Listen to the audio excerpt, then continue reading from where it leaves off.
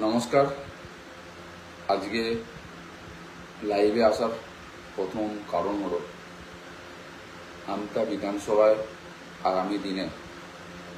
Double engine সরকারের কি কি লাভ পাবে এবং আপনারা জানেন যে গত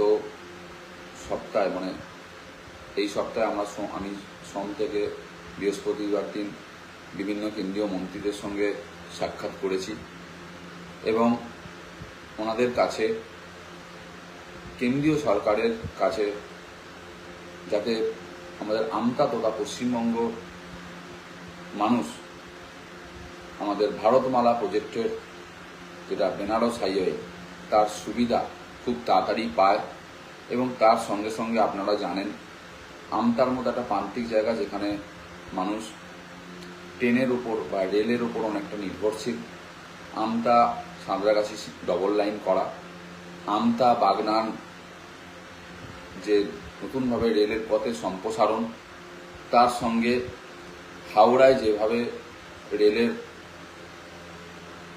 পৌঁছাতে সময় লাগছে, সাঁতরাগাছি থেকে হাওড়া পৌঁছাতে অনেক ক্ষেত্রে অত্যাধিক টাইম লাগছে এবং বিগত 2 বছর ধরে আমাদের সাধারণ মানুষ এর ফল ভোগ করছে বিভিন্ন কারণে। তো সেই বিষয়গুলো নিয়ে আমরা কেন্দ্রীয় মন্ত্রীদের কাছে দ্বারস্থ হয়েছিলাম এবং আপনারা জানেন যে প্রথমে আমি বলবো যে ভারতমালা প্রজেক্টে বেনারস হাইওয়ের কথা, যেটা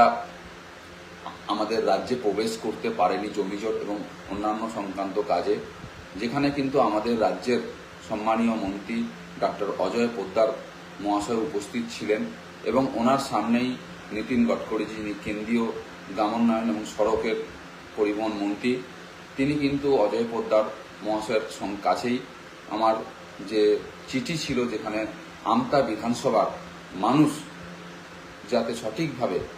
প্রান্তিক জায়গা যেটা বলা যায়, কলকাতা থেকে মাত্র 50 কিলোমিটার মধ্যে আমতায় যে দ্বীপ আছে, সেই দ্বীপ অঞ্চলের উপর দিয়ে যে রাস্তার যেটা স্যাংশন করা হয়েছে, সেই রাস্তায় যাতে জমি অধিগ্রহণ এবং তাড়াতাড়ি ভারতমালা প্রজেক্টের কাজ শুরু হয়, তার জন্য আমি সম্মানীয় মন্ত্রী মহাশয়কে চিঠি দিয়েছিলাম। উনি সঙ্গে সঙ্গেই জানিয়েছেন যে খুব তাড়াতাড়ির মধ্যেই এই জমিজট বা রাজ্য সরকারের সঙ্গে যে বিভিন্ন রকম জমি বিন্যাসে বা জমি অধিগ্রহণে যদি কোনো সমস্যা থাকে উনি নিজে দেখবেন। এবং এর সাথে সাথে আমাদের সম্মানীয় রেলমন্ত্রী অশ্বিনী বৈষ্ণবজির সঙ্গে আমি দেখা করেছিলাম। আপনারা জানেন যে আমাদের হাওড়া জেলা, বিশেষ করে বাগনান স্টেশন, যেটা একটা অমৃত ভারত রেল স্টেশন নামে পরিচিতি লাভ করেছে এবং